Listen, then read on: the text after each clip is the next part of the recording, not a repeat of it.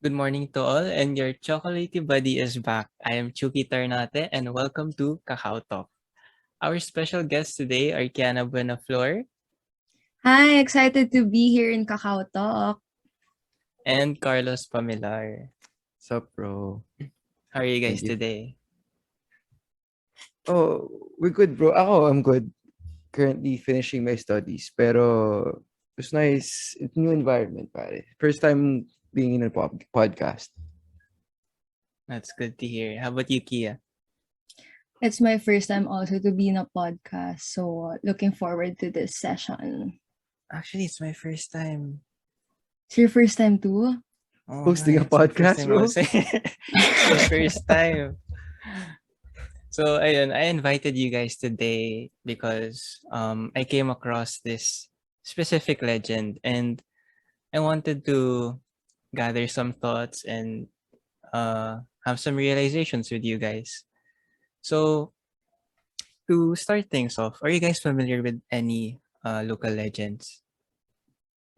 Me personally, I'm not really familiar with a lot of Philippine legends, but I do think they're underappreciated today, especially that we have to get in touch with these things because it's important to preserve our culture and also for the lessons that we could take away with these stories. How Sa about akin, you, bro. Carlos? Well, for me, I see these legends as somehow I agree na it's very underappreciated. Ako, if I ask people, I swear, feel ko hindi nila, wala silang alam or they're not familiar na with these legends. But ako kasi, as I remember during my grade school days, I was very fond of these legends. Eh. Pero now, medyo nakalimutan ko na sila and parang hindi ko na sila naririnig, bro eh. Kahit yung mga bata akong pinsan or whatever, if I ask them, feel ko hindi nila masasagot or wala silang mabibigay na legend sa akin. I agree with you kasi ako personally, to be honest, I'm not super familiar with other local legends. Siguro I could name a few lang like si Malakas at si Maganda. But, other than that, I couldn't really think of any other legends. Pero if I were to ask you guys, would you naririnig niyo rin ba yung local legends from your relatives, like let's say your grandparents? Do they mention any legends to you? Well, sa akin, Not bro, re- wait, sorry. Can I Okay, go go ahead? for Yeah. it. Me, okay. Not really, but last night I was going through TikTok and I saw this very interesting local legend that really caught my attention. I think it's Maria Cacao. So, I'm not really from Cebu, pero when I read on it and watched that TikTok, parang I want to talk about it now kasi I heard that dun pala nag-start or nanggaling yung cacao. Kasi abundant pala ang cacao in Cebu, guys. What do you guys Mm, think? well, yeah, actually, nagulat din ako na may parang plantation ata ng kakao sa Cebu. We went to Cebu Mount actually. Lantoy, I think. Is it Mount Mm, Lantoy? Yeah, Mount Lantoy. well, yun. Galing ako sa Cebu last 2 weeks. Then, parang hindi ko siya napansin.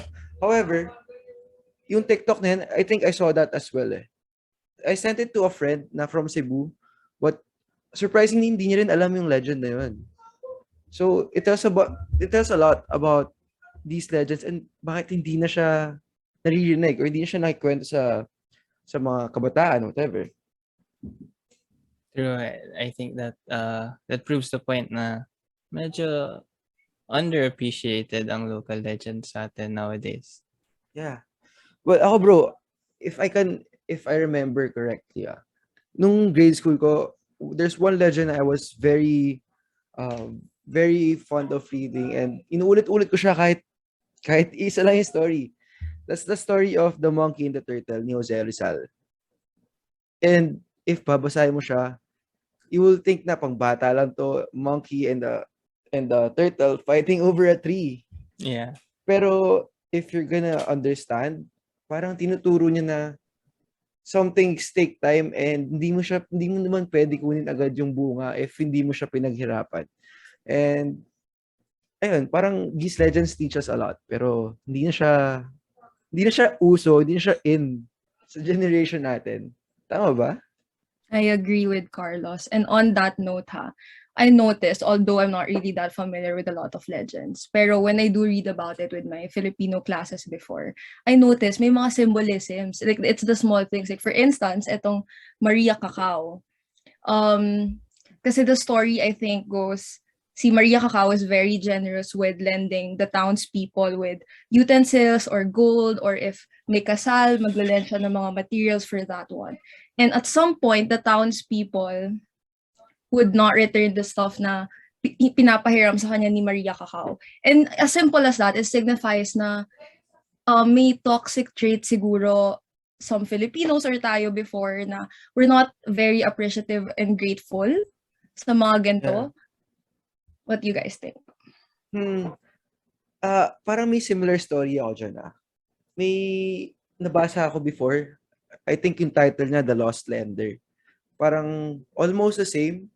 Yung may isang parang spirit or diwata encanto na nakatira sa isang cave, tapos same, nagpapahiram siya ng mga spoon, fork, clothes, whatever the townspeople need. Tapos hindi nila binabalik ng maayos or hindi mo lang nila hinuhugasan. Isipin mo, you're gonna borrow something, then you're gonna return it na hindi naman, hindi siya, paano mo nakuha? So, medyo similar yan.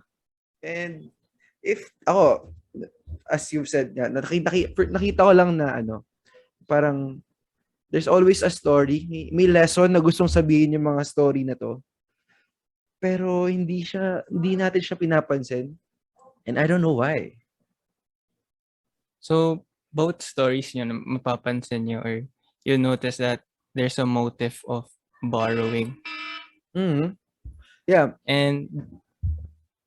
And parang, if I'm correct, at the end of the story, parang there's like a punishment na bigla na lang mawawala yung si Maria Cacao or the lost, yun nga, lost lender. Yeah. What do you guys think? I think with the story of Maria Cacao, the consequences lies mostly with her disappearing talaga altogether. So with that disappearance, nag-stop na yung lending process, ganyan. Pero if there's one thing na to this day, evident pa din is the cacao talaga. Kasi quick context and background about Maria Cacao. Siya yung parang nagpa-plant ng mga cacao dun sa mountain or cave that she stays in. And kahit nung nawala na siya, sobrang abundant pa din ng cacao sa Cebu. And actually on that note, I also feel like in general in the Philippines, I feel like tayong Filipinos, we show our gratitude very creatively na we make up stories or mga folks tale about using encantos with their special gifts and skills just to show na we're thankful for the abundance of Mother Nature. Yeah, I think also na these legends also come from what's abundant in the area and what the area is known for, syempre. How about sa Lost Lender? Is there something similar to that as well? Bro, well, medyo weird, pero I do feel na almost the same yung story. Parang, kasi, one thing I remember then during my early years, parang, yung mga folk tales to, legends, whatever, parang, it is passed by generations, pwede pa nga by city, kung kanino napapasa. So, feel ko, there's somehow related tong story ko sa yung The Lost Lender, tsaka yung kay story ni Kiana, yung sa Maria Cacao. Feel ko sobrang sila, it's from the same root, pero nag-iba lang somehow kasi nag-iba yung place, pero yung moral kasi is the same di ba? I agree. Well, I also wanted to talk about another motive, which is the boat motive. According to our research team, in Maria Cacao, there's such thing as a boat motive. What can you say about that, Kia? Oh, okay. So based from the TikTok and the research that I did last night, ang kwento pala with Maria Cacao, usually pag i-visit niya yung townspeople, magfa-flood yung river. So ang ginawa is nag-build sila ng bridge para hindi na laging mag-flood. So, ayun yung parang, they say na pag nagfa-flood, ayan na si Maria Cacao. Nagvi-visit na siya. And also, notably so, I think sa story I think it's it a husband, Chucky, or a brother? Either one of those roles. Either. Either, diba? Ayun, may kasama din siyang husband or brother na kasama niya mag-travel. Both of them are very generous to the townspeople. May ano rin, may husband yung Encanto, yung si Maria Cacao sa story mo? Yes, in fact, Carlos, may nabasa akong version kasi there are 12 versions of the story. May version na si Lost Lender, yung asawa ni Maria Cacao. How crazy is that? Oh, okay. So, parang connected nga sila, di ba? Yeah. Iba-iba lang talaga ng versions, pero same yung people story. Same. Sobra. May similarities talaga tong Maria Cacao and the Lost Lander, no? So, Kia and Carlos, I wanted to ask you guys, what was the most interesting part, or what was the part of the story that caught your attention most? Starting with Carlos. Well, sa akin, bro, interesting yung part sa akin na yung hindi na nagpapakita si Maria Cacao and wala nang benefit sa kanya yung tao na hindi na siya nagpapairam ng gamit or whatever. Nawala na unti-unti yung pagpunta ng tao doon sa cave. Hindi na siya hinahanap. And it speaks a lot doon sa story kasi parang pinapalabas na habang wala na silang nare-receive the benefits kay Maria Cacao. Despite everything before, parang unti-unti na siyang kinalimutan and parang may story, may morals na makikita doon. And on how people treat yung goodness ni Maria Cacao, and just because nawala siya because of their own fault, di ba? Yeah. Nawala sila. So, interesting yun for me. I agree with you, since being a believer, you need something to believe in as well. And the fact that nawala si Maria Cacao because of how they treated her, how they treated her actions. And as believers, I really do think that it goes in hand that the actions of the one that they believe in should be present pa rin. How about you, Kia? For me, Chucky, probably the choice of persona or the main element of this story, which is an encanto. Kasi other legends would pick monsters or animals or fruits, which is also equally interesting. Pero with encantos, her description resembles the encanto that are believed to be living in a world parallel to our own. They tend to be fairer than average, as pale skin has been associated with the supernatural, even during pre-colonial times. And for me, to my analysis, siguro, since si Maria Cacao, for sure, fair skin, super pretty and ganda, embodiment na rin of generosity, beauty, and kindness with the stuff that she has to offer. Like, di ba, super generous niya with lending people utensils, gold, plates, ganyan. Ayun lang for me. So, Kia, I have a follow-up question for you. Go ahead, Chucky. Do you think that you mentioned Encanto, right? Do you think that term can be related to the Disney movie entitled Encanto? Oh, that's an interesting question. So from what I recall, in the film, the Encanto or the magic gave the house to the characters, diba? Tapos parang yung community nagbe-benefit from the powers na meron yung house because of the Encanto. I mean, in a Because of the sense, Madrigal family, right? yes. In a communal sense, yeah, may parallelism with Maria Cacao because in Maria Cacao, Encanto siya and nagbe-benefit yung buong community. Except with the Encanto, the movie, they're actually very grateful. In fact, yung plot twist ata nun, parang namamatay ba yung power or something, na magka-crack yung house, tapos lahat nag-gather up to preserve it. Tapos sa Maria Cacao naman, they weren't self-aware and very thankful na nagkaroon ng consequences na wala yung supply of plates and utensils and all the other stuff na nilalend ni Maria Cacao. All right. Thank you for that, Kia. No problem. Thank you. According to our research team, the river in the legend of Maria Cacao is the Mananga River. It is an irregular stream that connects Argao and Talisay, which is 5 towns away from each other. An integral part of the Mananga River is within the area of Talisay. So this means that the bridge is believed by the locals to be the Mananga footbridge, connecting the villages of Tabunok and Laugon. So to wrap things up, I would like to ask you guys, what is the importance of telling these legends today? Starting with you, Carlos. Well, bro, for me, I feel ko sobrang important na we still tell these stories, lalo na sa younger generations. Kasi mas feel ko na mas ma-absorb nila yung mga moral na itong mga story nito.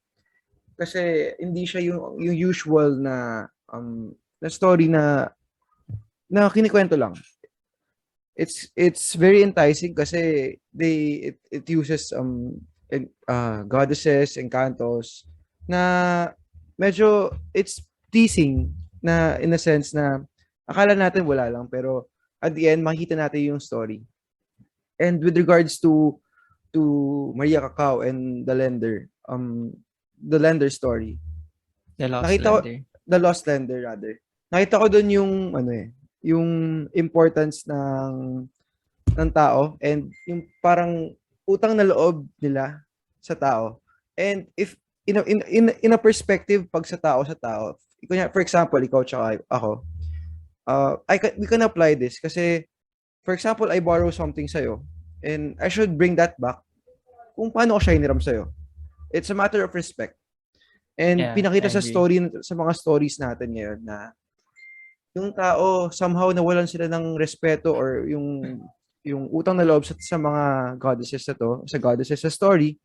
And in life, we should always remember that respect is very important. And with this, I hope na yung mga story na mga folklore natin, yung mga folk tales natin, ma-continue yung pagkwento sa mga bata, younger generation talaga. Kasi it will teach them these values and hindi mo lang siya pwede sabihin kasi. There should be an example. And these stories can be that example. And I hope sana mas matutunan pa ng mga bata to and mas maging open sila. Ayun. Thank you for that, Carlos. How about you, Kia? So for me, Chukia, this is what makes her culture rich and distinct. So retelling these stories, katulad ng Maria Cacao and the Lost of the Lender, tama ba? Retelling these stories not only enriches our historical and cultural roots amid the great deal of modernization, but more so it teaches young kids and adults valuable lessons, specifically like what Carlos pointed out about being appreciative and knowing of our blessings. And to add to what Carlos said, I feel like, this process of talking about Maria Cacao and these cultural things, nagkakaroon ng creative way for kids to know about the value of generosity and being grateful instead of just telling them na, oh, you have to be grateful for your blessings, ha. So this is a very interesting take to instill values to them and to us as well as young adults. Nagkaka-idea rin tayo how things came about. For example, now we know that Cebuanos have their own creative ways to express their gratitude to the abundance of cacao in their region, which is very interesting to me since I know little to none about Cebu or other regions in the Philippines, honestly. So this podcast really helped me to gain more knowledge and understanding of how things used to work before. And ayun, that's all for me, Chuki. Thank you, guys. And I agree with all your insights about the Maria Cacao. And I would just like to add that, we know that local legends may be underappreciated today, but we really think that it should be more appreciated since it may be an old legend, but it is still relevant for us today. Wala siyang pinipiling age, young, old, we can all learn from this. And we hope that more legends like this will reach more people. So that's it for today's episode. And I would like to thank our research team, our tech support, Mr. Paulo Briones, and our special guests, of course, Kia and Carlos. And if you would like to know more about Maria Cacao, you can visit our website. Thank you, Chuki, for having us. Thank you, Chuki. Thank you. It's an honor. Thank you, guys. Woot woot!